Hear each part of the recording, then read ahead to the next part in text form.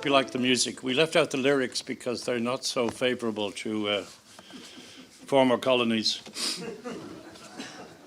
Good morning. Welcome, a warm welcome to you, and especially congratulations to our graduates.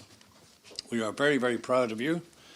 I know how hard you worked, and a special welcome, of course, to your families and friends who have travelled, numbers of you, a long distance to be here. A warm welcome to Dr. Shashi Tharoor, who travelled a long way to be here. He arrived from India last night. We have known each other for more than 30 years.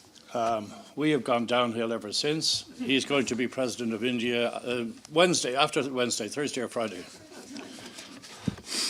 In fact, I even learned to say Swagatam Priya Surath, which in his language means a warm welcome, dear friend. More about him anon. He's a very special person. And in the meantime, it's traditional for me to say a few words political on these occasions, so I have a few things I want to say. First of all, to you graduating students, I can say that I identify very much with where you are at the moment. I'll come to that in a minute. I almost forgot to say that today is also the 20th year anniversary of the Geneva School of Diplomacy.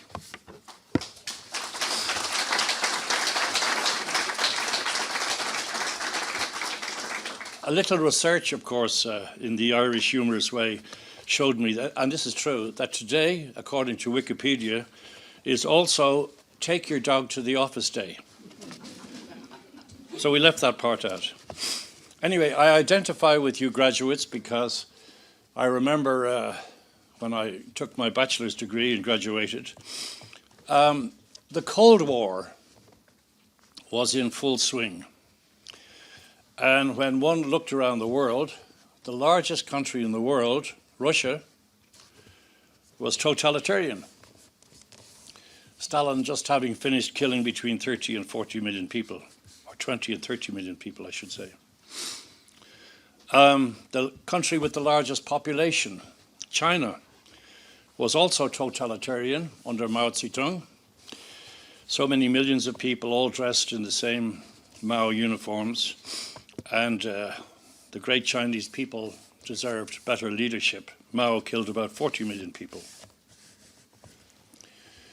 So rather like an earthquake that has an aftershock, we fear that while you face a world full of opportunity and exciting things, there may be an aftershock coming down the pike in front of you.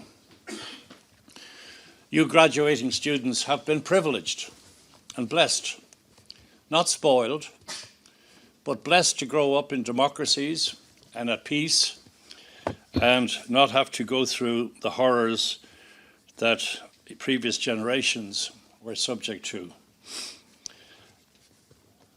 In fact, 7 decades and 7 years ago, your forefathers and mothers created the United Nations to save your generation from the scourge of war, which twice in one lifetime brought untold sorrow to humankind. And now, as we meet this morning, once again, a tyrant has invaded, in this case, Ukraine, and one wonders, has the free world, as we used to call it, and it's now fashionable again to call it that, whether it would ever again prevail. I spoke to some friends in Ukraine last night, and you could actually hear explosions and shelling, something I've experienced, and it's terrifying. Women and children traumatized, etc. And that's happening today as we speak, and yesterday, and the last week, and the month before, and the month before that, and a year ago. So when I was your age and a student, one wondered if the free world, as it was called, would survive. Something similar is ahead of all of you, in addition to your great opportunities and exciting careers ahead of you. Scientists tell us that the Earth is about 4.5 billion years old, and that we humans came along about 800,000 years ago. And if you subtract 800,000 from 4.5 billion, you'll notice once again that planet Earth was without humans for most of its existence. In fact, being without humans is sort of its default mode. Many millions of years in which the Earth orbited the Sun silently in endless warless space without humans. And I mention that because, once again, one looks at recent history, the First World War, nobody expected that, or the Second World War. And we would do well to remember that there are dangers to, I'll call it the free world, ahead of us.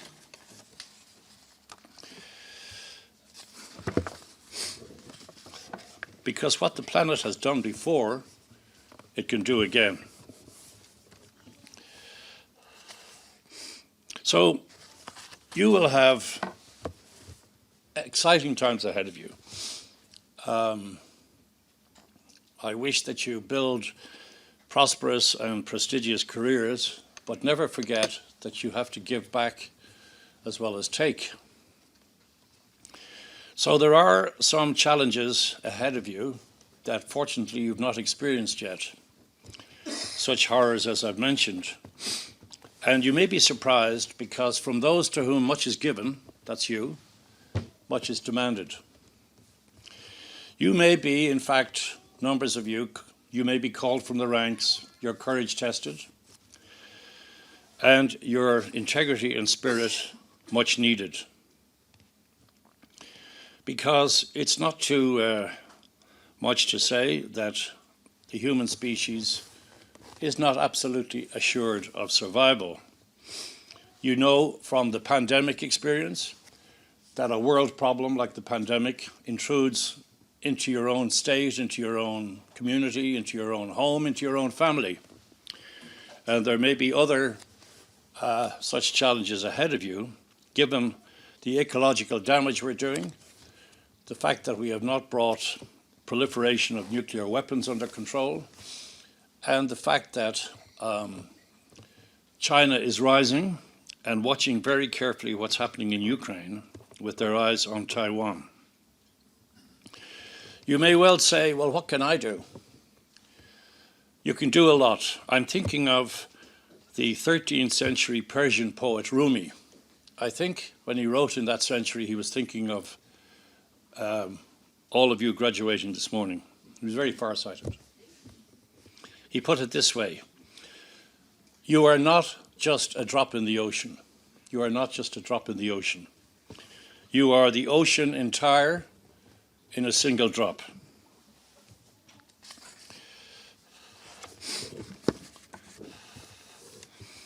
Ahead of us, the moral imperative of all of us is to avoid World War III and to save the environment as well, so that we build a world of peace, avoiding major conflict, but not peace at any price.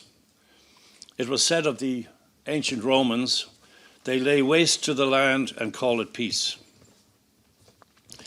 And some people have even started to say that World War III has already begun, or World War II.5, or the Second Cold War, or what I've been calling la guerre tiède, the lukewarm war, die Lauerkrieg. For example, Ukraine today is fighting for its life and for its own deserved independence and dignity. It is also fighting, as it happens, for all of us, because right now, Ukraine, as we speak, is the senior sentry at the gate. And no longer is it a fear that we can see the campfires of the enemy burning on distant hills. The enemy's campfires have moved right under the ramparts, so that our free world watchmen on the walls are already warriors. But those two world wars were Euro-centered. And now the center of gravity of potential conflict is moving eastward. So the danger of and the potential for a third world war, God forbid, is likely to be Asia-oriented or Asia-centered. In that regard, the role of the world's largest democracy, India, will be vital, absolutely vital in defending what we call, went out of fashion, we can call it again, the free world. So on that scales, in a few years down the road, President Xi of China will turn 70 next month, in July.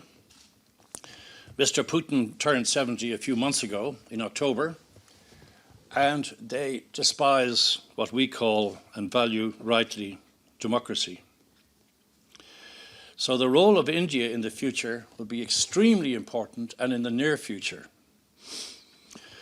President Xi Jinping of China has said that, first of all, he managed to install himself recently, as you know, as president for life.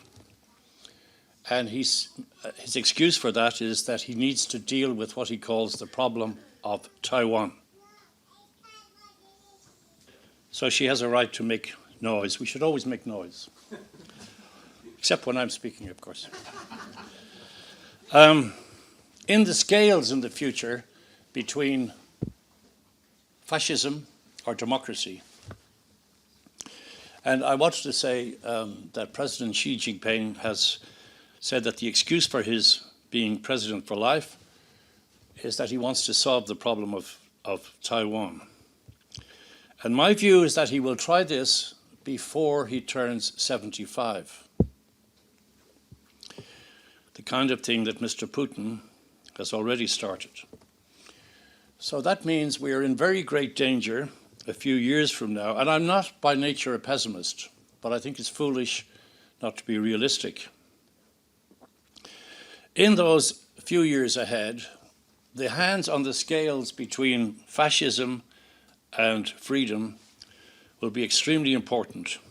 And the hand of India on that scales in favor of democracy will be vital. And one of the fingers on that Indian hand will be the Honorable Shashi Tharoor.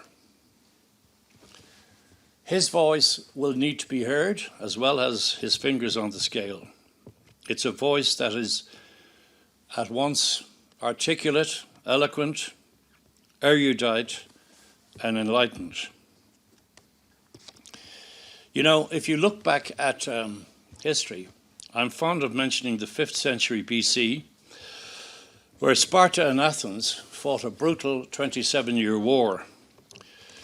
Athens, of course, invented democracy and produced an extraordinary explosion of genius and philosophers and scientists. It was open, democratic, and imperial, whereas Sparta was militaristic, closed, contemptuous of human rights, and saw its existence as merely to produce warriors. The war lasted 27 years, and unfortunately, Sparta won. In the recent Cold War, it was the West that won. And it's interesting to note that Sparta was very like the Soviet Union, closed, militaristic, contemptuous of human rights, and the West was, with all its faults, for freedom and the respect of your thinking, your thoughts, your views, your future, your identity.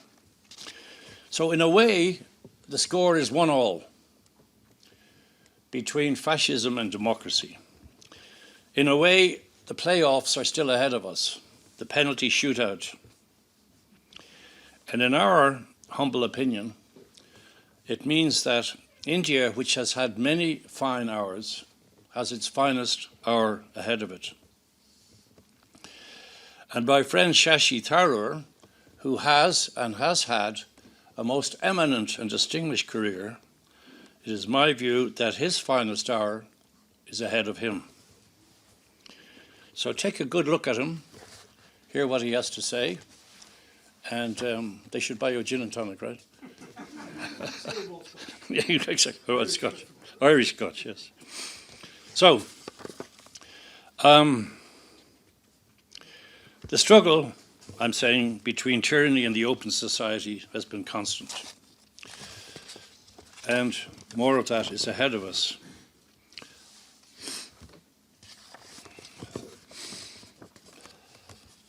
What can we say of these main actors of which we should be rightly concerned? Simply that Russia and China will present increasing challenges to democratic free thought, which includes your thought. Winston Churchill, who was no friend of India or Ireland, nevertheless wisely once said, "Russia is a riddle wrapped in a mystery inside an enigma." In more recent days, it has been said by someone that Russia is a matryoshka doll of quite different personalities, either in diplomatic pinstripes or military uniform, with or without insignia, folded around a wrestler's muscle and an oligarch's checkbook. China is like being an ancient civilization, one of those relatives that you're not sure you should invite again. China is now, and the Chinese are a great people, of course, but it's been said that China is now a resentful and growing dragon with a long memory, a brilliant great-great-grandfather determined now to crash the party and do the hokey pokey. India is a far more joyful and colourful spiritual place. Hot, wise, and at the same time sorry, elegant, cool.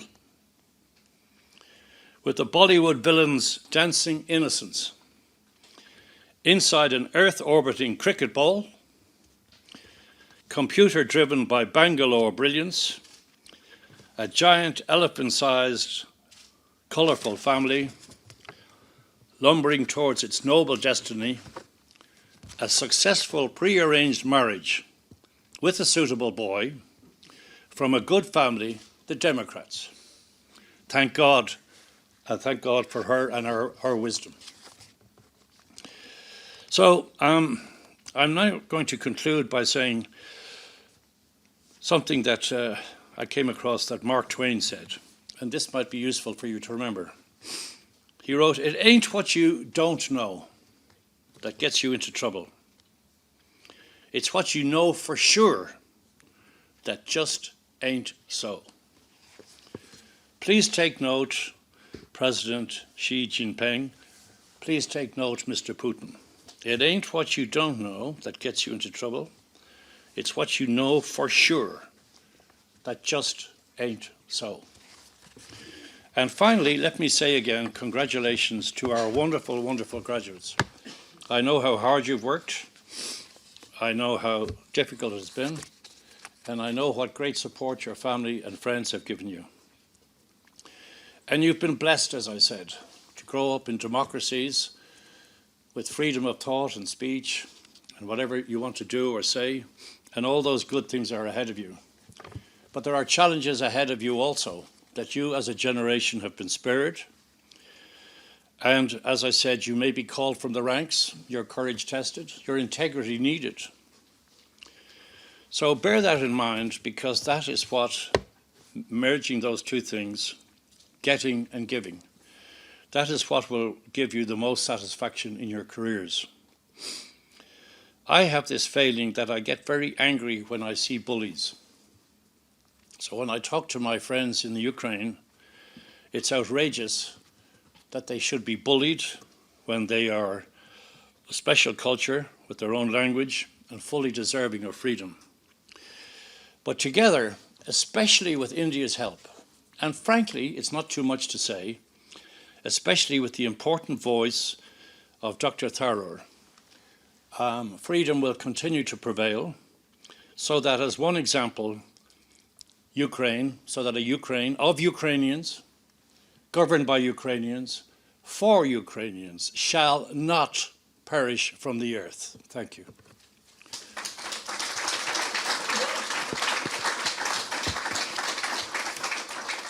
And now it's my honor to introduce our Dean, Dr. Athar Sultan Khan, who very appropriately is from Pakistan. It's always hard to speak after Colum Murphy, but I'll try. And as a UN bureaucrat, of course, I have a written text which has been cleared by everyone, written by special assistants, and so I have to follow that. Last year, when I was speaking here with my soft Kofi Annan style voice, Colum asked me to speak louder in the microphone, so I will try to speak a little bit louder this time.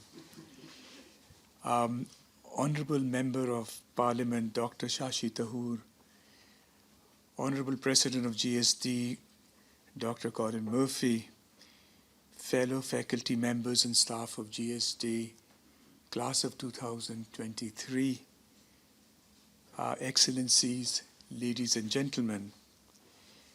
First of all, congratulations to you, Dr. Tharoor, for this distinguished award provided by GSD in recognition of your outstanding UN diplomatic and political career. I must say a personal anecdote, if you don't mind. I remember when I was head of recruitment of in UNHCR, the appointment and assignment board asked me to call you to see if you would be interested to go to Nigeria as UNHCR representative. I remember very well, I called you at your place in Me, and you replied to me, you said, Athar, please thank the board, but I have an opportunity to go to the UN Secretariat in New York on a 3-month non-reimbursable loan. These 3 months, Shashi, became an incredible 3 decades of career in the UN that took you to the highest ranks, including competing for the Secretary General position, where you were just 2 straws behind in the Security Council draw to another Asian, Mr. Ban Ki-moon. So happy, Shashi, that you are here with us in Geneva, and welcome back home to you. This is a very special day for you, class of 2023. The journey to the graduation day is never an easy one, and getting here for you all required enormous amount of hard work and discipline. It required encouragement from your family members, guidance and support from the faculty and staff of GSD. I want to join Colum. I would like to recognize your parents, your family members who are here, and also those who are watching on the social media, and I would like to give a big hand of applause and congratulations to them.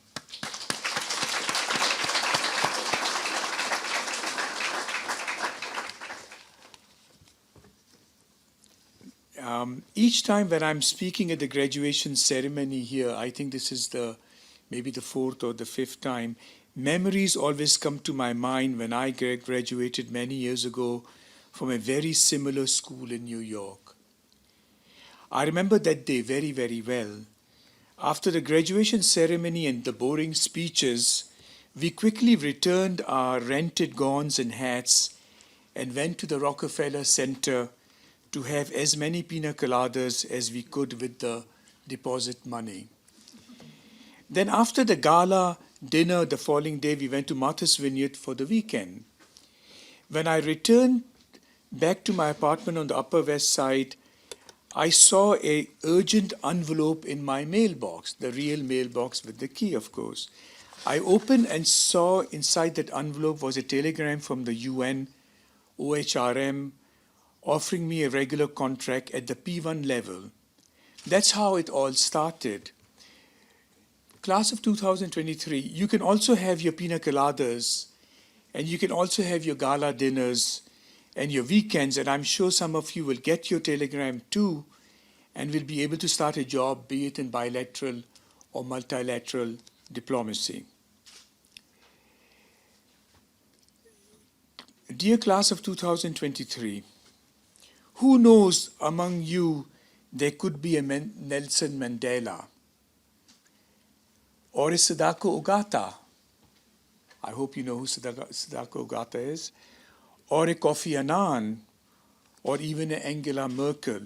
Just remember the art of diplomacy you learned here at GSD that is necessary today in conflict resolution. We all recognize the need for a different kind of honest, even-handed diplomacy by envoys with the right profile, not party to the conflict, and with full plenipotentiary powers who recognizes the importance of dealing with all parties, state and non-state agents, working quietly as a preventive measure or publicly in shuttle diplomacy. Adjusting negotiations and consultation along the way, responding in ways that are truly culturally and politically sensitive, avoiding derogatory, word descriptive, intellectual and cultural arrogance, understanding the wide spectrum of political, historical, and regional perspective that shape our world, and narrowing the differences that divides our world. This is what I call the real diplomacy by dialogue that could lead forward to resolve some of the world's most protracted political situations that we have today, where people remain divided with lack of human rights, fear of constant persecution, hate, and discrimination. I'm thinking about the Kashmiri situation from 1947, the Palestinian from 1948, Cyprus from 1974, and also Western Sahara from 1975. This is just to give some examples of so many others that we discussed in the classrooms together. As we all say, diplomacy takes time, but it does show the better results. Dear class of 2023, your own perspectives on international relations today is important, as you are the future generations of diplomats. GSD has given you, prepared you well for the challenges you may face and provided you with the basic diplomatic tools. It is now up to you to seize the opportunities available to you. I hope you will succeed where our generation obviously have failed. I feel privileged to have known you and appreciate our discussions together on world politics. I look forward to remaining in contact with you through our alumni network or through the social media, where many of you are friends with me on LinkedIn and other channels. And I hope that one day, I seriously hope that one day we will have a chance to work together, making this a better world. Congratulations, class of 2023. Well done to you. Thank you very much.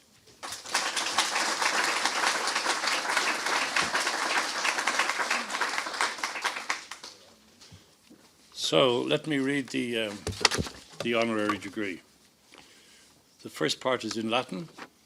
Hodie in communitas academicis admissum esse.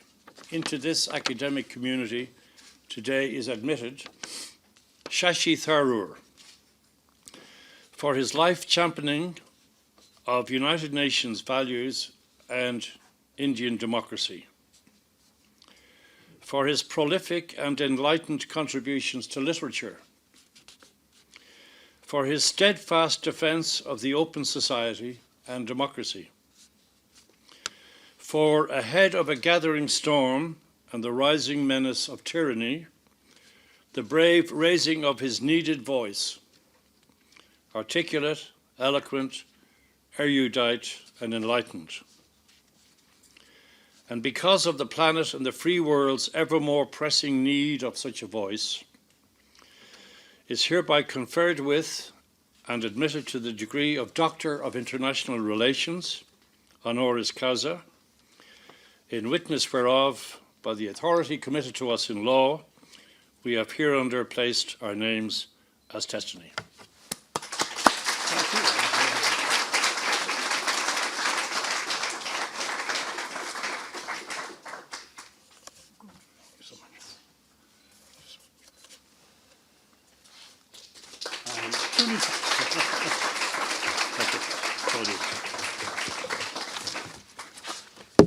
Thank you so much, Colum. I'm truly touched by this, and let me be a little more formal and start formally with Dr. Colum Murphy, the President of the Geneva School of Diplomacy and International Relations, Dean Athar Sultan Khan, another old friend from my UN days, proud parents and loved ones, and above all, the graduating students here today. It really is a pleasure to join all of you for this year's graduation ceremony at the Geneva School of Diplomacy on the occasion of your 20th anniversary. A momentous day, and I still remember Colum writing to me all those years ago when I was at the UN, telling me of his intention to found the school. And it's so remarkable and such a joyful moment to be here as you celebrate your 20th anniversary. And I'm very grateful to you, my good friend Colum, for bestowing on me the honor of this doctorate with this marvelous citation that you just read. It's a special gesture for a number of reasons. First, as many of you may know, in what now seems like another lifetime, and during a very different stage of my professional career, I was privileged to call this beautiful city my home.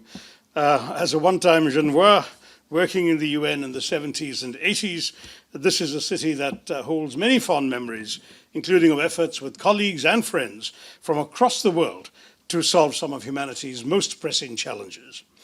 At the same time, as someone who spent the better part of my professional career engaging with the substantive and diverse themes that fall under the ambit of what's called international relations and geopolitics, both during my time at the UN and somewhat less in my subsequent innings in Indian politics, it's always nice to have one's contributions recognized, especially when it comes from a school of such prestige and eminence as the Geneva School of Diplomacy has now acquired. In many ways, this honor and recognition is not merely, for me, a personal achievement, but a testament of the unwavering commitment of this fine institution and its head to excellence in the field of diplomacy and international relations. Let me also take this opportunity to offer my warm congratulations to those who are graduating today on the occasion of the special milestone. You are diplomats and leaders of tomorrow, and well, there will undoubtedly be many miles to go before you sleep. And while this is only the beginning of an exciting journey, take a moment to let it sink in and give yourselves a round of applause because you more than deserve it.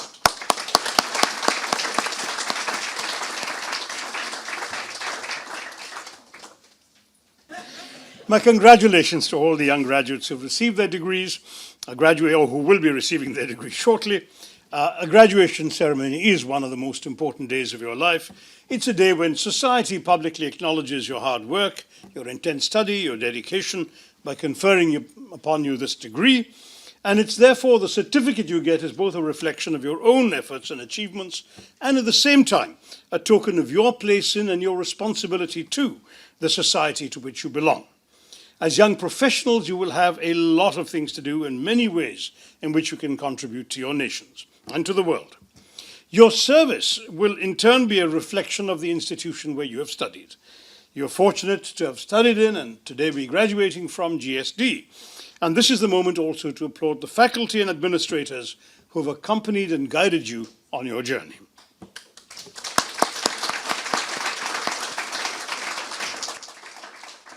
So keeping in mind that I'm addressing future diplomats and practitioners in the field of international relations, I thought I would use this occasion to share with you my thoughts on the future of multilateralism, which is, of course, the principal preoccupation of the city of Geneva. But let me begin by warning you right away that I'm not going to offer you an altogether optimistic outlook. Rather, on the contrary, as someone who spent nearly 3 decades at the UN singing the virtues of globalization and multilateralism, I'm not so sure of their prospects today. Let's face the discomforting ground realities. We're living in an era where our societies are increasingly becoming fractured, where questions of identity and ideology appear to be driving us further away from each other, and at a time when there is a vacuum created by the absence of a collaborative brand of leadership worldwide. It started with a black backlash against globalization that took 2 forms, economic and cultural. The economic backlash was straightforward. The poor and the unemployed in the developed world began to feel that they had no stake in the globalized system, and demanded to know why their governments, which they were voting for, had policies that benefited people in faraway lands like China and India, with what used to be their jobs. They wanted to reduce the growing inequality in every developed economy and go back to the security of older, more familiar economic ways in which each generation assumed they would earn more and live better than their parents did, and their jobs would not be shanghaied. Now, the cultural backlash derived from the same resentment, but expressed itself in a different arena. The political denunciation of global trade led to hostility towards foreigners as more and more people saw the comforts of traditional identity and ways of life. Rage was expressed widely in the West against liberal politics, cosmopolitans and technocrats, trade agreements, immigration, multiculturalism. Animated often by bitter working class and lower middle class resentment of global elites, the masses, so-called, rejected the entire brew of cosmopolitanism, multiculturalism, and secularism in the name of cultural rootedness, religious or ethnic identity, and nationalist authenticity. Some saw the world as divided, in David Goodhart's formulation, between the somewheres and the anywheres. The anywheres being people, like my friends in the front row here, who are comfortable anywhere on the planet, flit from business class lounge to five-star hotel, and join international gatherings like the ones that take place in Geneva all the time, whereas the somewheres are rooted in one place, immersed in one religious culture, speak one language, and share one ethnicity. The sharpest riposte to the very notion of world citizenship, which is what Geneva was supposed to be all about, came from former British Prime Minister Theresa May, who tartly remarked, quote, "Anyone who considers themselves a citizen of the world hasn't understood the first thing of what citizenship is all about," unquote. Now, political leaders inevitably were quick to to seize the opportunity to tap into both kinds of backlash. Populist leaders like Donald Trump, who rose to the presidency of the United States on slogans of America first and make America great again, and a host of others, from Jair Bolsonaro in Brazil and Recep Tayyip Erdogan in Turkey to Viktor Orban of Hungary and, for that matter, Narendra Modi of India, successfully persuaded their voters that they were more authentic embodiments of their nations than the allegedly rootless secular cosmopolitans whom they sought to displace.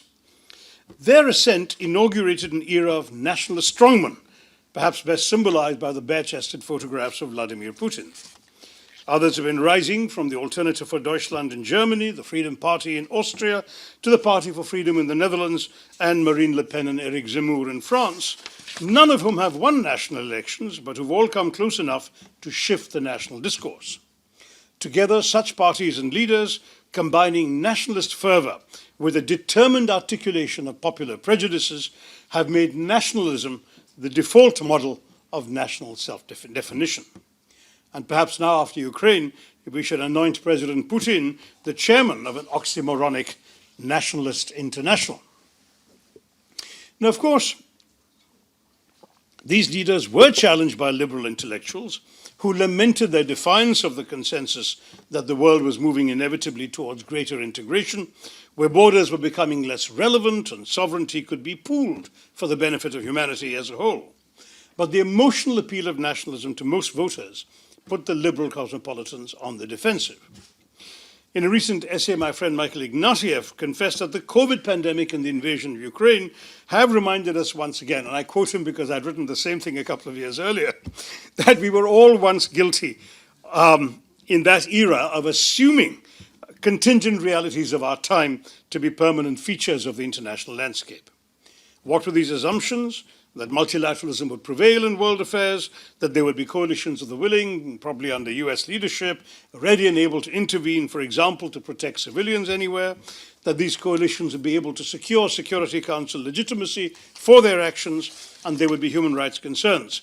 And what's more, that the domestic populations of democracies would actually favor interventions to uphold world order and human rights. But as Ignatieff points out, after a few heady post-Cold War years, there was a tectonic shift away from a world where these assumptions held sway, starting with the terrorist attacks on 9/11, which ushered in a political climate that led to other invasions, like the US invasion of Iraq in 2003, subsequently Libya, But the ensuring sectarian civil war in Iraq, the rise of ISIS after Libya, all of this ultimately would go on to destroy domestic public support for military intervention in most countries. As was the case in subsequent theatres of war, including Libya and Syria, in effect, the fragile support for multilateral interventions dissipated us, leaving us with, in Ignatieff's words, and I'm quoting here, a Security Council so deadlocked that it cannot even agree on resolutions to combat a truly global threat, such as the coronavirus pandemic, and in America reluctant about the entire gamut of its international obligations, beset by internal division and decay, and uncertain about whether to manage or confront an ascendant China, unquote. So we're looking at a world in which the world of sovereign states, which was assumed to be moving towards greater interdependence, governed by international bodies, universal norms, and frankly, global capitalism as well, that would include more and more people around the world in a magic circle of prosperity, that idea seems in many ways to be over. Instead, we are remaining incorrigibly in the Westphalian world that you've all learned about in the school, I'm sure, an international order of sovereign states, jealous of each other's prerogatives, protective of borders, and united in the defense of their own sovereignties. Sovereignty as not responsibility, as people like Ignatieff advocated, but as inviolability. And it doesn't matter that today the world, for example, finds effective economic sovereignty undermined by multinational corporations, no matter that a new predatory imperialism from China is weakening the sovereignty of its less powerful and capable neighbors. Faced with the invasive forces of economic globalization, the emergence of new forms of new imperialism, and I'm quoting Ignatieff again, it's small wonder that embattled states, small, medium, and large, want to reinforce such legal protections of their sovereignty as remain. Now, if these were trends that preceded the pandemic, they've accelerated during COVID. Borders have become more rigid during COVID, that is, communities further marginalized, and the notion of us versus them, again, gained in primary importance. So one could argue that COVID-19 inaugurated a new era of deglobalization, with the world embracing isolationism and protectionism. The COVID pandemic confirmed, after all, for many, that in terms of crisis, people rely on their own governments to shield them, that global supply chains are vulnerable to disruption and therefore are unsustainable, that dependence on foreign countries for essential goods, such as pharmaceuticals or even the ingredients that go into making them, could be fatal. I still remember the shock in America when the Chinese stopped all exports in January 2020, when they realized that 100% of their supplies of their favorite headache remedy, ibuprofen, came from China. And suddenly there was literally going to be no ibuprofen in the American market. Unfortunately for them, the Chinese resumed exports in a couple of months. But it's a reminder that in that era, nations tried aggressively to acquire medicine, supplies, and eventually vaccines for their own people at the expense of each other. It was all about getting enough behind your borders. I was told yesterday that Switzerland alone has destroyed 15 million doses of coronavirus vaccine that they ordered in surplus, and which could have easily saved lives in Africa. The British did something very similar. There was a rush at the same time to reset global supply chains and raise trade barriers. The demand arose for more self-reliance. I think I met somebody today who's writing a thesis on self-reliance, bringing manufacturing and production value chains back home, or at least closer to home. And now, after coronavirus, after the pandemic, we have the Russian invasion of Ukraine, which has also forced all our countries to grapple with difficult questions, from the limitations on the power of states and sovereignty, the credibility of the UN Charter, new disruptions of supply chains and trade, not only of commodities, but all the way to issues like energy interdependence and the future of warfare. For instance, as I pointed out in the Indian Parliament a few months ago, the rise in oil prices globally certainly hurt people in many developing countries gravely, and not just at the pump. For example, in India, the government's budget estimates were all based on estimates at that point of $75 a barrel, and then in 2022, as you know, the price shot up to $130, $140 a barrel. It's fallen since, but the point is not just that. The point is, if you look, for example, at the fact that Ukraine and Russia were responsible in good times for some 30 to 40% of all global wheat exports, and those got stymied until the Black Sea deal was concluded many months later. While some developing country farmers perhaps will gain from being able to export wheat at higher prices than they usually are used to commanding, all sorts of agricultural commodities have gone up in price as well, and poor countries are bearing the brunt of that. I remember, for example, while the war had begun to rage in the first few months, a number of Muslim countries that were observing Ramadan discovered that the daily iftar was becoming unaffordable, with items scarce in many countries, since wheat, for example, didn't exist in many of these places. Egypt, Turkey, Bangladesh, Iran had over 60% of their wheat imports coming from Ukraine and Russia. And Ukraine was the breadbasket to the world until that point. And we've heard more and more dramas that are going to be continuing from this.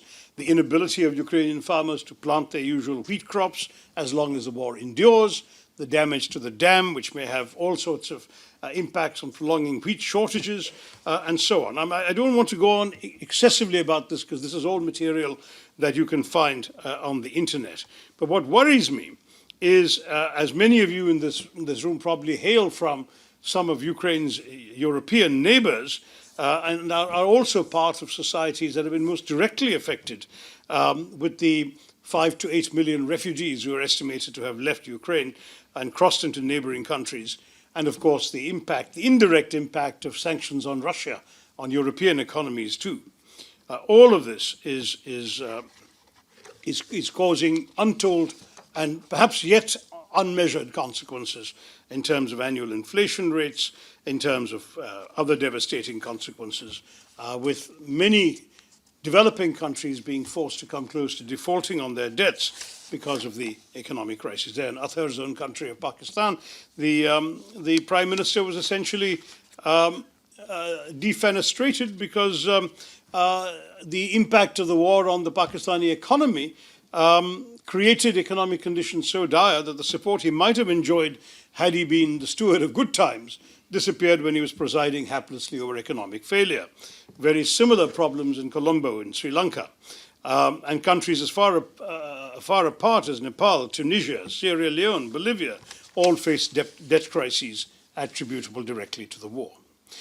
In short, the new reality we are confronted by is that our globalized world is simply less able to cope with war and sanctions, supply chain disruptions and restrictions of currency flows than ever before. For a few heady years, we had enjoyed the benefits of interdependence as trade and currency flowed fairly freely and prosperity transcended borders. Today, even a local war that directly involves only two countries can have a global impact. Now, while the consequences of Ukraine are still playing themselves out and COVID restrictions have significantly eased or even been done away with altogether across the world, the pandemic and the resultant lockdowns reminded us that much of what seemed to be knitting the world ever closer together, and which we till recently took for granted, was vulnerable. The world economy that had thrived since globalization began in 1980 on an open system of free trade and had already been shaken by the financial crash of 2008-9 and the American trade war with China under President Trump, has found itself exacerbated by the pandemic, with a third of global trade collapsing in 2020, and then further the consequences that I've mentioned of the Ukraine war. Meanwhile, COVID-19 also convinced many that foreigners are to be feared, that strict border and immigration controls are essential, that countries cannot always expect useful help from their neighbors and allies, and that national interests should trump international cooperation. Instead, the emphasis on sovereignty, nationalism, and self-protection grew. The rejection of dependence on foreign goods is mirrored in a rejection of, quote, foreign interference as well. The UN has every reason to worry about its continuing relevance, with its image in the eyes of the public in further decline on account of its perceived inertia in preventing the war or even mitigating the invasion of sovereign borders by a permanent member of the Security Council. I must admit that one of the questions long-time watchers of the United Nations like myself kept asking as the Ukraine crisis unfolded was what the UN Secretary General, the able former Prime Minister Antonio Guterres, was doing. When the Americans and the Brits were screaming from the rooftops about an imminent invasion for many weeks before it actually happened, did the Secretary General use his good offices to resolve the crisis? Did he send an emissary to Moscow or get on a plane himself to find out its intentions and understand its irreducible demands, then have the same person try to go to Kyiv to get Ukraine to agree to the terms of a compromise? Now, while such efforts do not necessarily have to be public, there is no evidence of any shuttle diplomacy conducted by the UN Secretary General. Indeed, there seems to have been no high UN official sent in the couple of months preceding the Russian invasion to either capital, or not even to the American capital in Washington, D.C., or to the NATO headquarters in Brussels. Unlike, for example, Secretary General U Thant, to intervene between Moscow and Washington during the Cuban Missile Crisis in 1962, albeit through telegrams rather than travel, or Kofi Annan, my own boss, who in 1998, when the United States was first about to bomb Iraq, unilaterally undertook a trip to Baghdad, I was with him, to stave off the resort to war. Unlike them, Secretary General Guterres limited himself to earnest exhortations to Russia to observe the peace that it had already violated when he spoke. While the Secretary General has since partially redeemed the image of his office through visits to both countries and the Balkan grain deal, there is a general feeling that much more could have been done in a bid to prevent the course of events that have led us to where we are today. The implication that when a permanent member is belligerent, the UN is reduced to helplessness is inaccurate. The Secretary General can and should act, even when a permanent member is involved, and his not doing so becomes evidence of the weakness of multilateralism and the absence of global governance. In the aftermath of the 2003 American invasion of Iraq, which, as you know, took place without the Security Council's approval, many obituaries were written of the global body, as it had failed to prevent an unwanted war. 2 decades later, exactly 2 decades later, the UN's relevance is again debated in similar circumstances as Russia, another P5 member, has invaded Ukraine without the Council's assent or any immediate provocation. A unilateral war without the UN sanction goes against the fundamentals of its charter. And in fact, one of your professors, Professor De Zeza, was actually showing me something that I had said and written 25 years ago, that it's precisely because the UN is the custodian of state sovereignty, it is only the UN that has the legitimacy to approve derogations from it. And therefore, without that approval, neither the American action in 2003 nor the Russian action in 2022 is acceptable. Now, critics, of course, are pointing to the impunity with which the 5 permanent members are all going about advancing their self-interests unhindered, as long as they don't step on each other's toes. Russia chairing the council meeting, you remember, to consider a resolution deploring its own actions, was aptly compared to the fox being in charge of the chicken coop. Now, at the same time, when the Ukrainian president demanded that a country that commits war crimes should not be allowed to hold a permanent seat in the Security Council, he was also off, because a change requiring an amendment to the UN Charter is absolutely impossible. And the whole logic of this was that the countries that could destroy world peace had to have a stake to remain in the UN system. But as you all know, here in Geneva, the General Assembly did vote to suspend Russia's membership of the Human Rights Council. But there's a larger and more troubling point to be made here.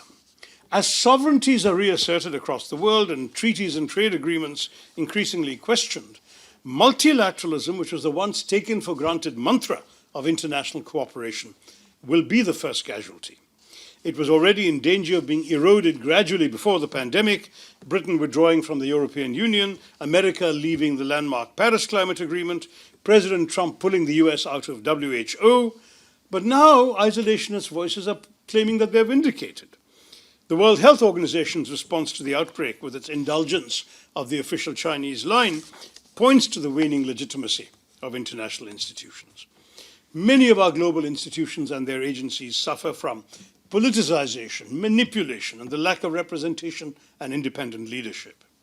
Had global governance been working effectively, the world would have identified the coronavirus as soon as it emerged, sounded a global alarm earlier about its dangers, and identified and publicized the best practices that should have been adopted by all countries to prevent or limit its spread and to protect everyone everywhere.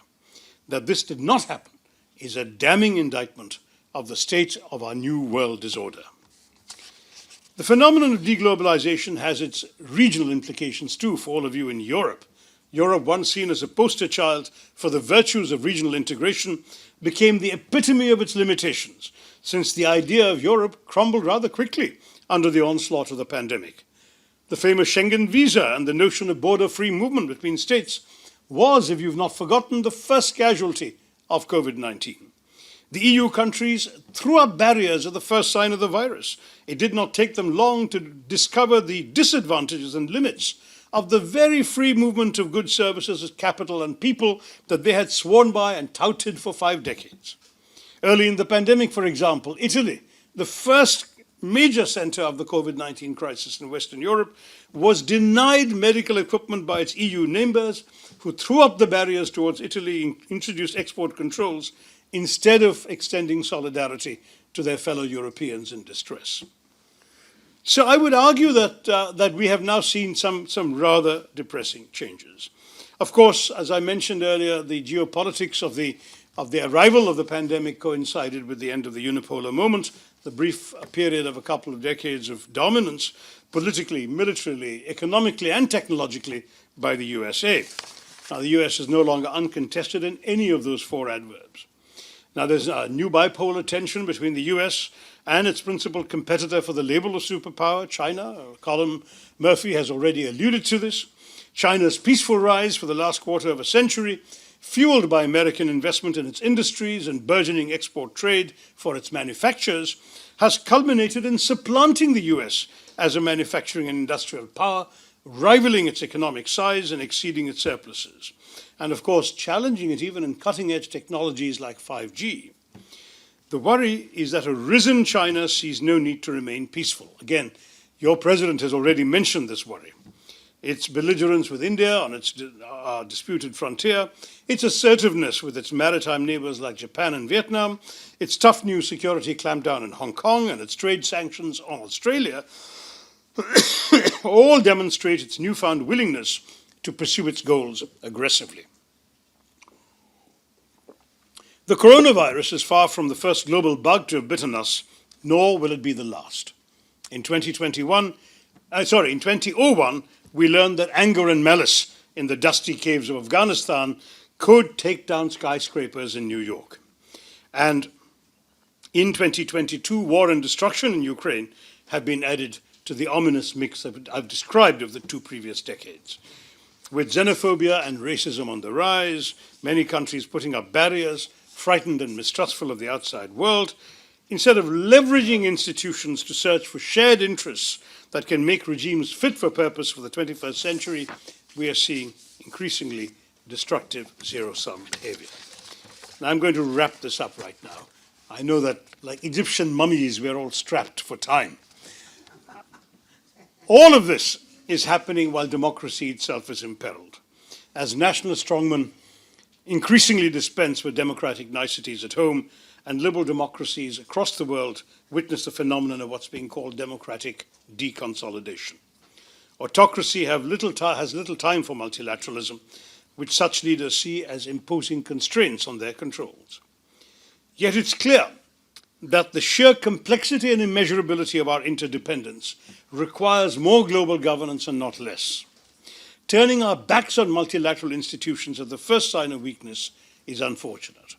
As you've been told, I spent 29 years working at the United Nations, and I can say with confidence that the key lesson it taught me is that the world is a better place when countries engage in dialogue, when they have a forum to talk through the problems that they share, rather than resorting to tit-for-tat responses on issues they disagree upon. Those who rush to write obituaries to the United Nations when it fails to avert a conflict should not overlook the fact that it's the only global body of its kind, which is, of course, the sum of its parts and cannot exceed the political will of its member states. But as Dag Hammarskjöld, the Second Secretary General, famously said about the organization, the UN was not created to take mankind to heaven, but rather to save humanity from hell. In the COVID-conscious Ukraine war world, unfortunately, countries are turning their backs on such forums in their desire to reduce their exposure to external dangers. But we all know, and I'm sure those of you emerging today as graduates know very well, that external forces do not only represent threats, they also involve opportunities that visionary leaders should seize.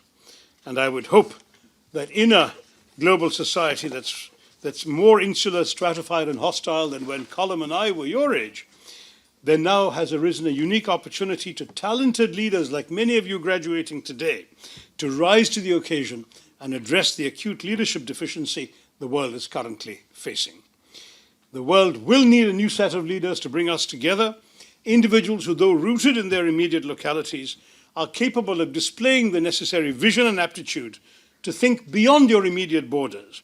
Young people like you who've come to Geneva to study the world, who can revive and champion the idea that we as a human community are stronger when we are together. Remember that tomorrow's leaders must not just be managers, but problem solvers and change makers, and that's what I count on all of you becoming. I have no doubt that the only hope for our future lies in international solidarity, and without repeating what I've already said, I certainly hope that once the crises I've described to you are behind us, the globe will learn lessons about what happened and how international systems and institutions can and must be strengthened and radically reformed in order to forestall the recurrence of these negative trends. I will say that the biggest concern that I've had is that the globe's reaction to the virus and the war should not risk destroying the most fundamental feature of the planet that the COVID pandemic has exposed, which is the very idea of our common humanity. The pandemic showed us we were all equally vulnerable, but we can all equally work together in hope to build a better future. And to do that, we must learn to live and work together again. Our warmest congratulations to all of the graduates, to the Geneva School of Diplomacy on its 20th year, on its 20th anniversary, and for giving you all the opportunity to create a better world for the rest of us tomorrow. Thank you very much.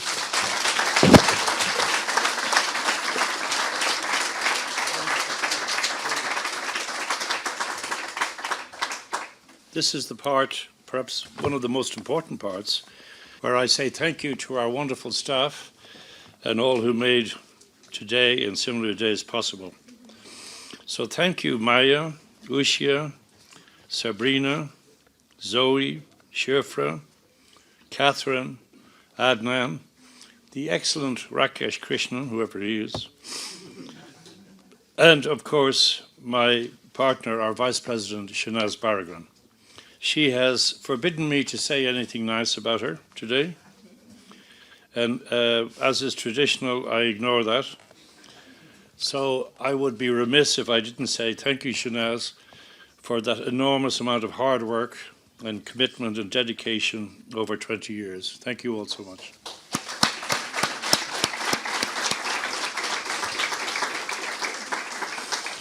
And now it's also my pleasure to welcome and invite Manav Kapadia to speak as the representative of the bachelor students.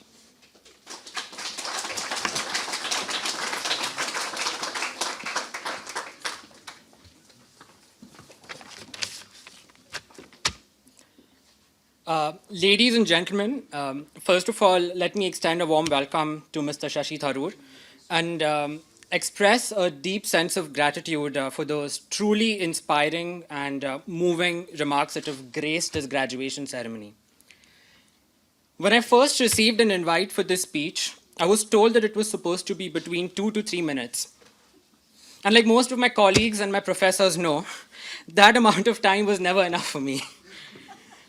But today the pressure is more than ever, and I am determined more than ever to finish this speech on time.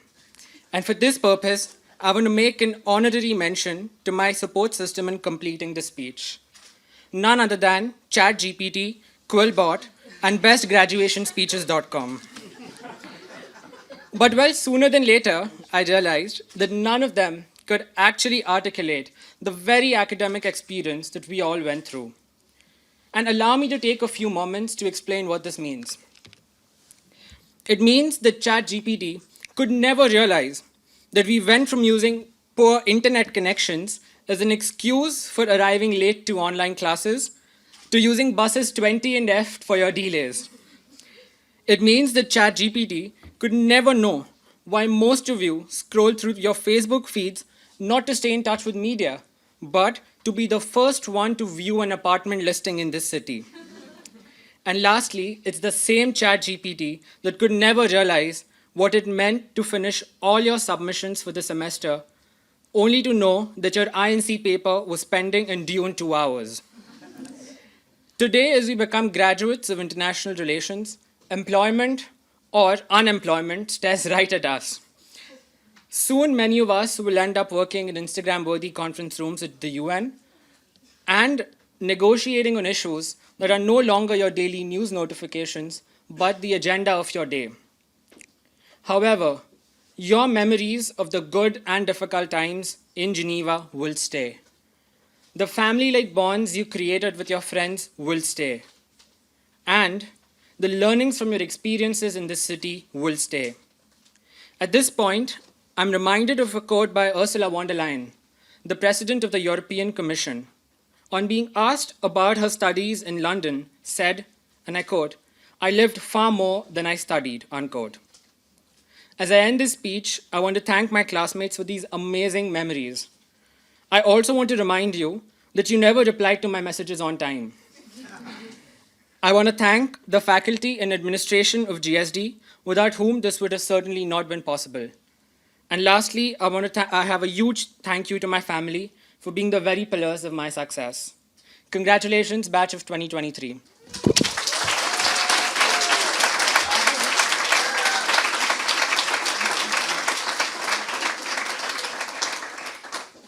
And now for the master's class, I invite Victor Toussaint to speak.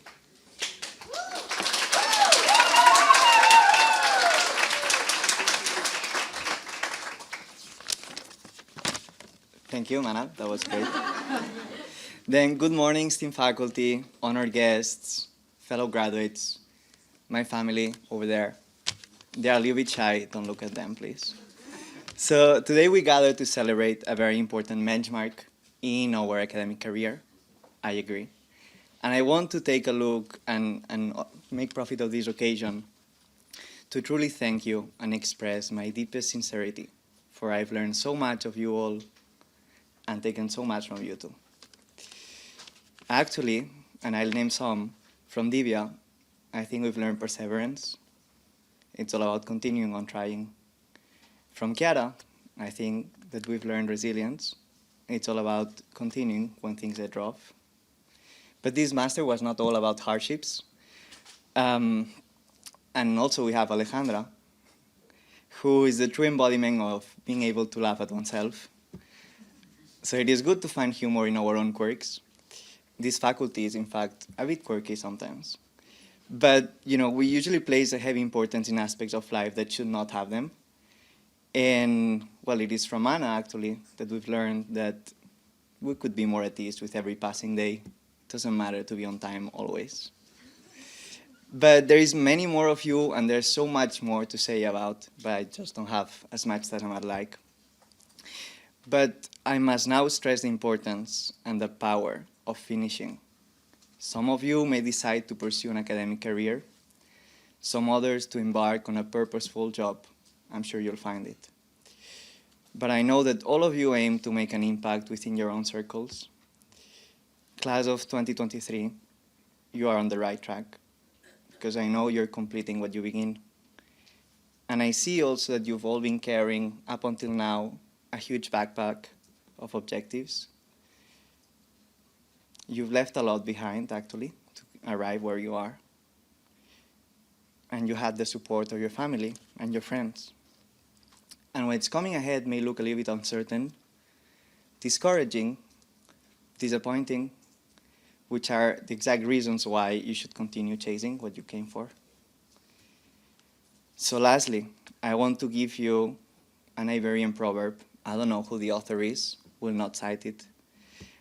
It translates to: when you can run, jog; when you can jog, walk; when you can walk, crawl, but never stop. So class of 2023, I know that you're going to finish, so I'm not worried. Thank you.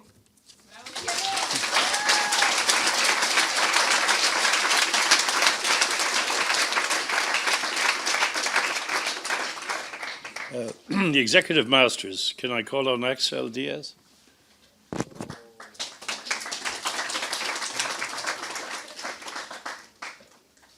Good morning, everyone, ladies and gentlemen, distinguished guests, faculty members, and fellow graduates. Today, as we stand here on the threshold of a new chapter in our lives, so we're graduating from Geneva School of Diplomacy, but we are also carrying the profound responsibility instilled by our education.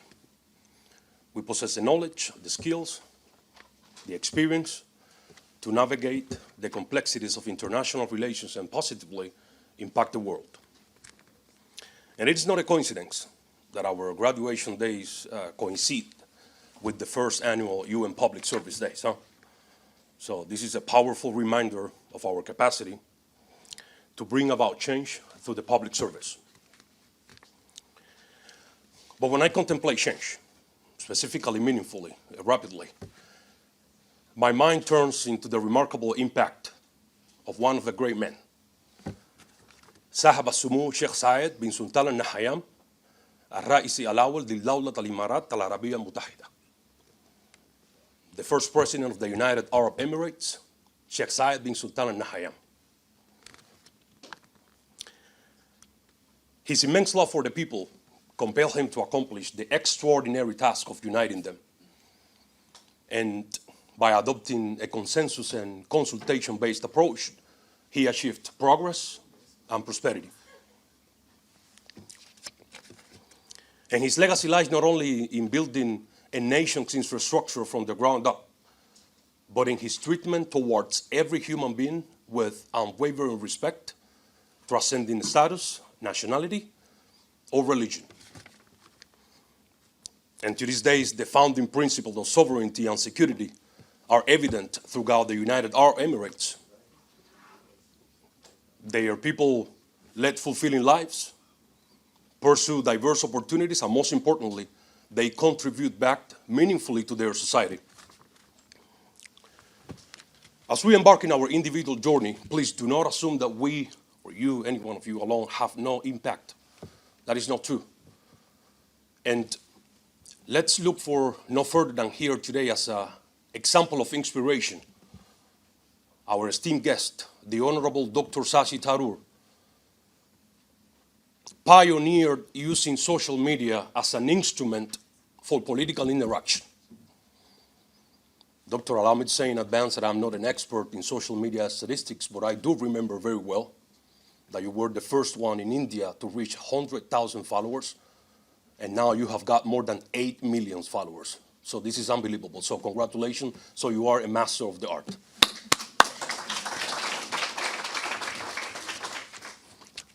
And yes, as Geneva School of Diplomacy graduates, we are equipped to follow in the footsteps of these outstanding leaders. But please remember, with this privilege comes responsibility.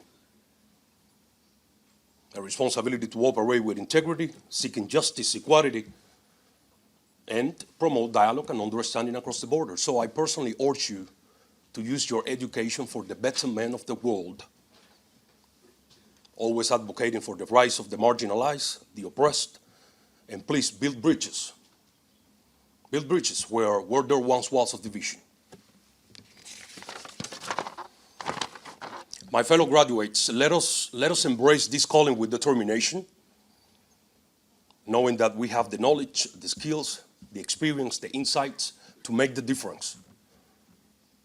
To make the difference. And together, let us forge a future where diplomacy triumphs over conflict,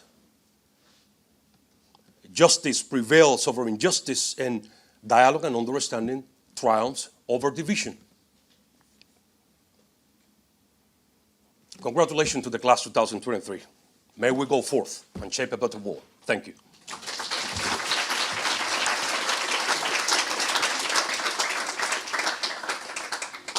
And now to the doctorate student. graduate. Preeti Amarish. Thank you for your gracious introduction. Yes, I'm Preeti Amarish, GST President Dr. Murphy, GST Dean Dr. Sultan Khan, distinguished officials, Honorable Chief Guest and Special Guest of the Day, Dr. Shashi Tharoor, who has always been one of the greatest inspiring personalities for me to have chosen the field of IR. Dr. Krishnan, GST General Manager, faculty, friends, and fellow graduates, a pleasant morning to all of you. It's such a coincidence that today is 23rd. As the GST batch of 2023 graduates, the number 23 definitely looks bright today. It is indeed a special and an important day in our lives and a commencement of a journey. To get to this point was an important achievement in itself. I'm excited beyond words because as I look around, each and every one of you looks so delighted with happy faces around. It is by all means my great honor and privilege to stand before you to deliver the speech, but at the same time, it is a great responsibility too. I'm graduating with a doctorate in international relations today, and I'm grateful for this opportunity. My experience in GST has been transformative in many ways and has given the big break I always wanted. In the Indian scripture Bhagavad Gita, Lord Krishna says, whatever happened, happened for good. Whatever is happening for the good, and whatever will happen will also happen for the good. So I'm glad that whatever has happened in my life has happened for the good. Every time I have lost something, I've always found something better in life. Furthermore, from being a gold medalist in my master's degree at the University of Madras in India to have received an excellent doctoral experience at GST, I gained great insights which helped me to establish myself in the following field, besides traveling to other countries as a visiting scholar and also authoring 4 books. Also, a special thanks to my GST advisor, Dr. Chakravarti sir, who helped me to finish my thesis smoothly in 3 years. Despite spending a fortune studying in a country like Switzerland that many can only dream of, GST is definitely a place to establish your career in the field of IR. On a personal note, I would like to thank my late father, Amaresh, and I'm grateful to the 2 phenomenal women in my life, my mother, Shaila Amaresh, a retired banker, and Shweta Amaresh, my elder sister and an engineer who resides in Australia, for always being there for me. I regard them as a true example of empowered women empower women.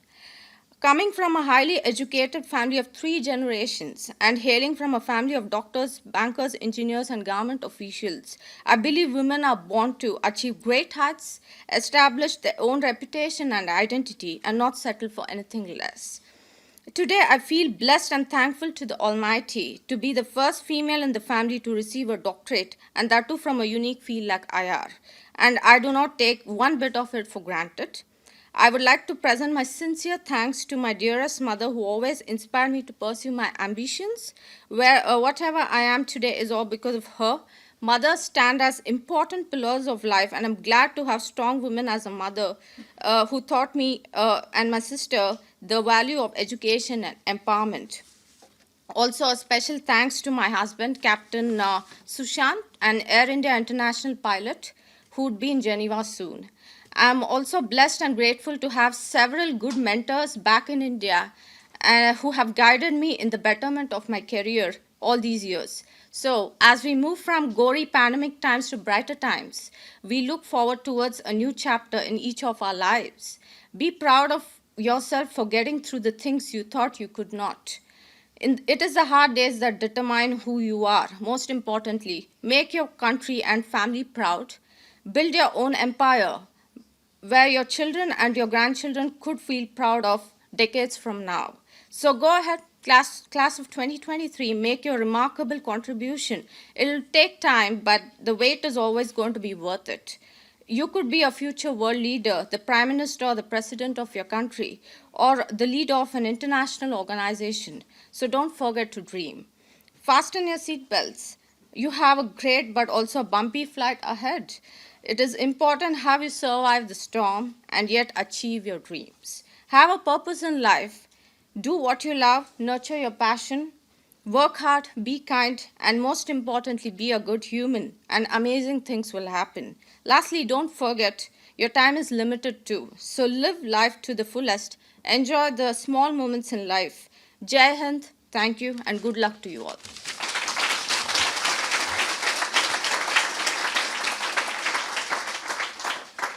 So now, lastly, it's a great pleasure to invite the GST student president, Nicholas Sol Centeno. Thank you, Dr. Murphy, and our honorable guests. It's an exceptional honor for me to be speaking here today as the Student Ambassador Forum President, and I'd like to thank my classmates for giving me this opportunity. This speech is the whole reason I ran, so thank you.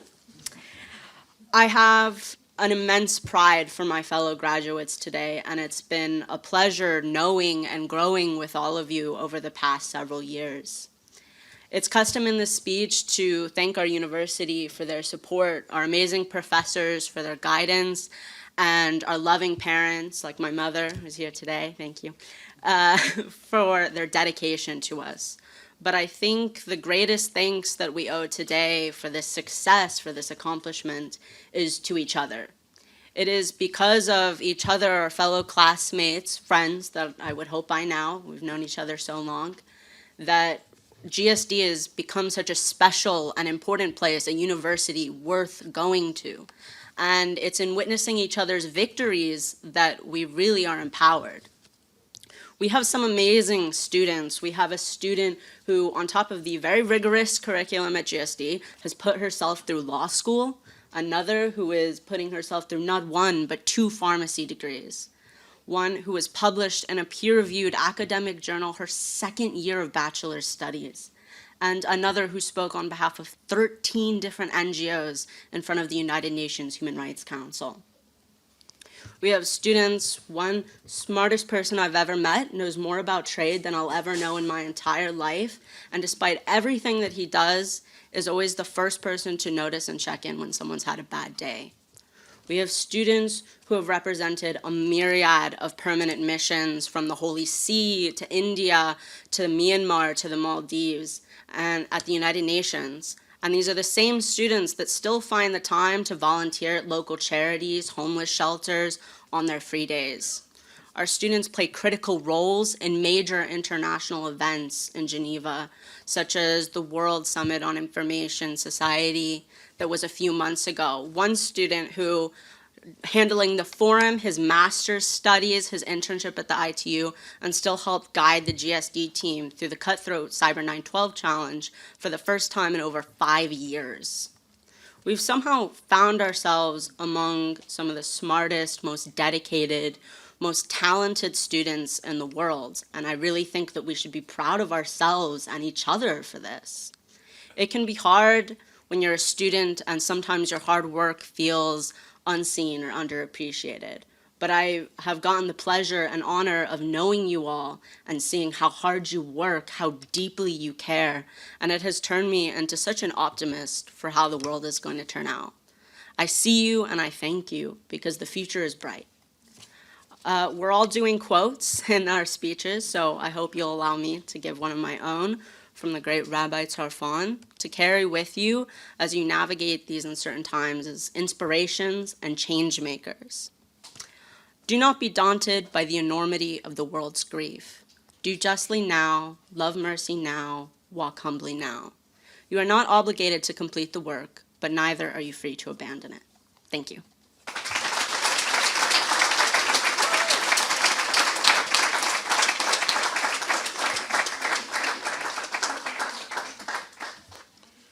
So after much consideration, we've decided to cancel the next part. May I invite the Dean to come and help me confer the degrees on students. Start with the bachelor's. Beke Uroma.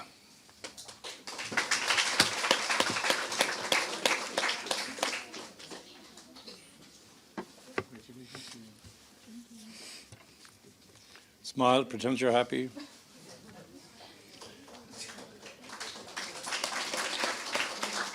And you again, Centeno Nicholas. How about?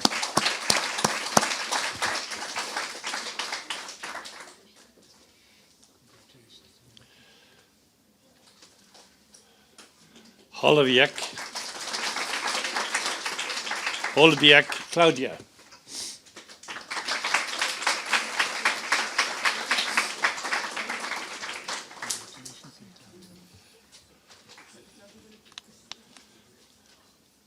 Kapadia Manap.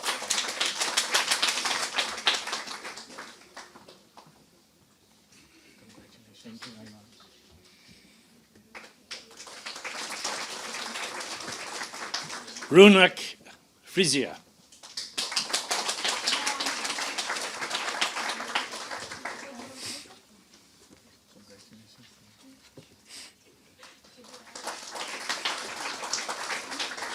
Now the master's class, the mirror, Kazas Anna.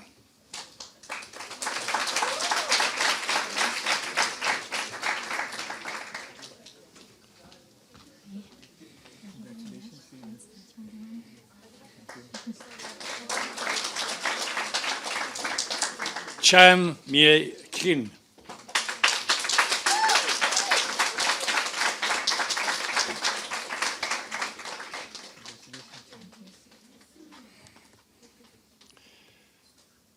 I've told all the students, you know, if they have to practice for when they win the Nobel Prize. You take take the diploma in your left hand, avoid the microphone, shake hands with your right hand, and pretend you love Norway, which you do. That's where you get the prize. So next is Cieszwili Brusilowski Ketevan.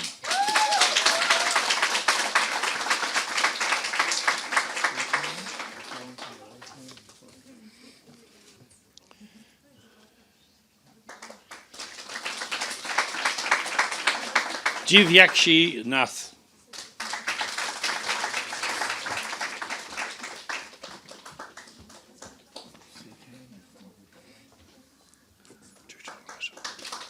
It's okay. You know, you all have very interesting names. There's absolutely nobody here called Fred Smith. Tuta Kriti.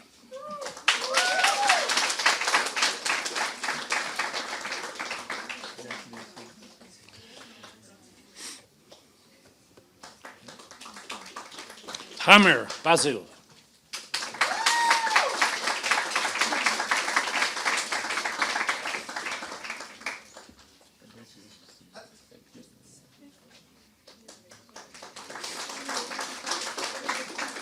Hiral Hirani.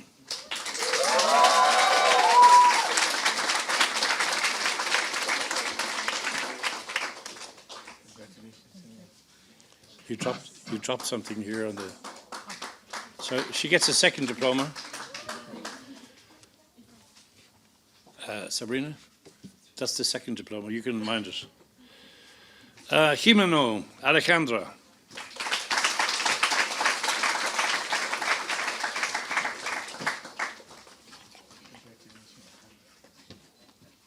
Bravo. Nobody's allowed to fall down the stairs, by the way. Karich Iman.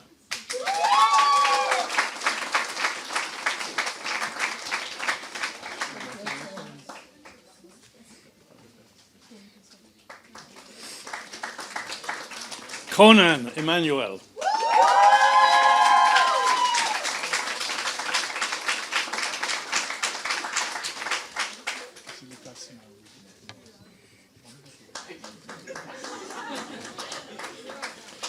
Martina Lugara.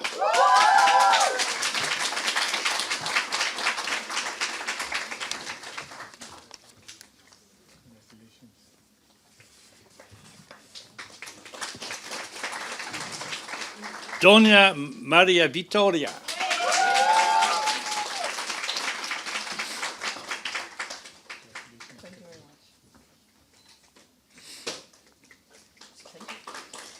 Odumo Perez.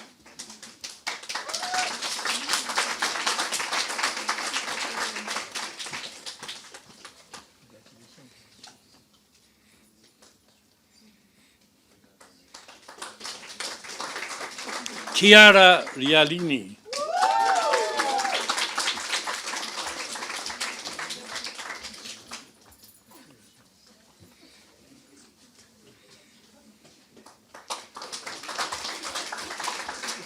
Tukaram Reddy Lakiredi.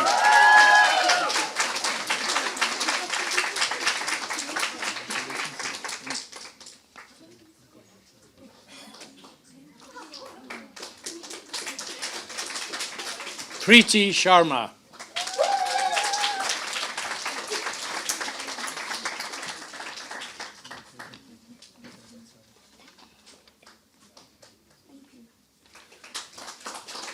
Visalakshi Shivashankar.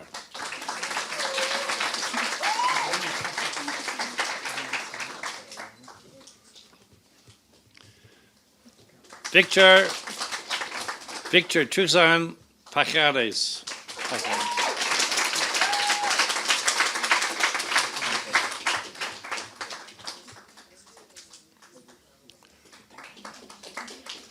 Lilia Vargas Costello.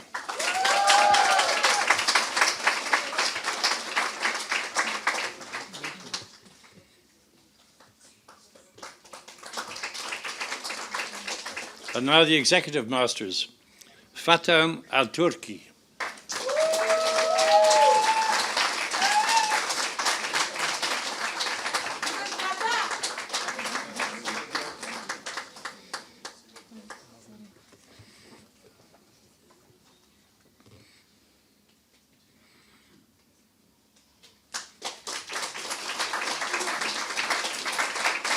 Axel Alejandro Diaz.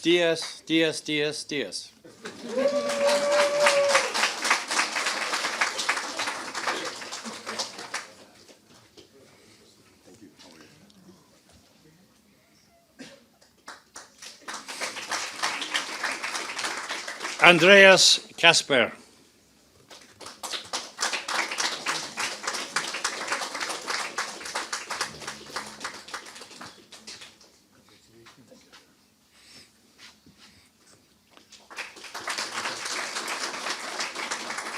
Zaria Kranbaish.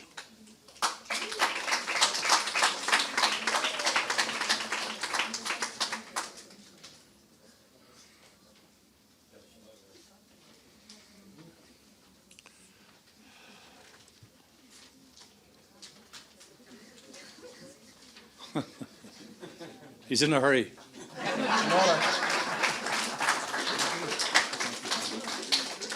Marcello Tenza.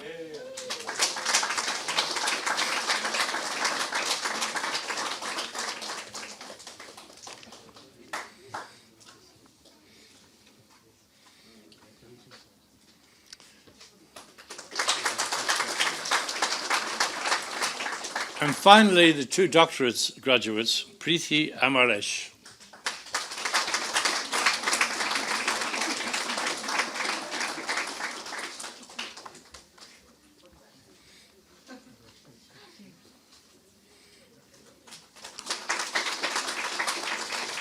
And Ravia Khayal.